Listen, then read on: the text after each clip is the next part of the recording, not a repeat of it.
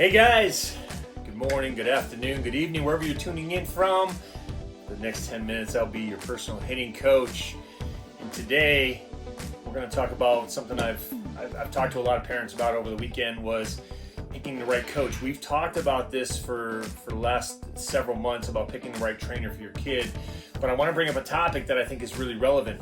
I get a lot of clients based on one simple thing: that certification over my shoulder. I'm a level 4 certified professional hitting coach, and I've been doing this for 29 years. And I think it's really important that we have to understand something.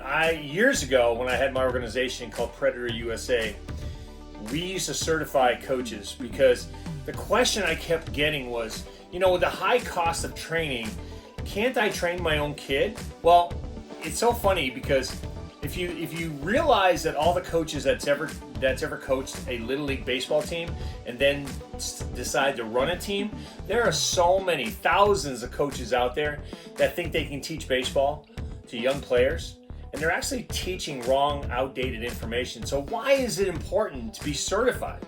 Well, certification can help you with a couple things. If you go into any single business, and think about this, guys, you would not bring your car to an uncertified guy to work on your car. You wouldn't go into a doctor's office if there wasn't certifications and degrees on the wall, or a CPA to do your taxes if you wasn't certified, public certified accountant. You wouldn't take those guys. So why do you let your kid work with a Little League dad who sells insurance during the day and then he trains your kid how to pitch and hit at night? It makes no sense. The other thing that I have to deal with on a daily basis is ex-professional players who now get done with their careers and now they want to teach professional baseball because they played. This is the second most common thing that we see out there, is that ex-pros. And it's so funny because I listen to guys talk in their sessions if they're training kids, and then the first thing they say is, I played for X team, and when I played for this team, listen, just because you played pro ball doesn't mean you can teach, and the proof is going to be in the fact that you can retain clients. Now, my background in professional sports is well documented. I signed a single A contract, got released, and then worked for the next 29 years. I worked in the game of baseball as a certified hitting coach, as a level 4 certified coach. I could teach everything, okay? Back 20 years ago, Major League Baseball actually at the winter meetings had a certification course to go through, but now they don't do that anymore. They now have scout school and different things, but there's nothing out there that will certify hitting coaches. And even though other organizations have come forth, Team USA, maybe Driveline, or some other hitting facility, they've come up with their own certification, as I have. So I took my 29 years of knowledge and I put it into my own certification course called Predator USA. When we had 300 kids in our program, we had 14 travel teams. Every coach that came into my organization and wanted to coach had to be certified. And I certified guys as level 1, and we certified guys every single year. I have coaches in my organization that are level 2, level 3. I only have a couple that are level 4. Level 4 means you have the experience to now give lessons. Level 1, you have base knowledge. So I always tell people, you gotta have base knowledge to teach what's going on in today's game. If you don't, you're gonna teach what they taught you back in the 80s and 90s. That's not relevant today, and we're finding that out because a lot of stuff that we think is relevant is just not relevant when hitting today. So, public service announcement to everybody. Thank you for that question I got from a parent who's looking for hitting lessons for their son. I was glad I could kind of walk them through the process of picking the right trainer. Number one, don't go to somebody just because they played. If they use that tagline in the first 10 seconds of their introduction to you, walk away, because they only care about their ability to teach and their ego, other than get your kid better. You got to learn how to do a video analysis if you're an instructor. If you don't do an analysis on a player, walk away. You don't want to waste your money on ex-pros who just want to charge $100 an hour just to say they played, and then get you in there and give you the base knowledge that everybody has anyways.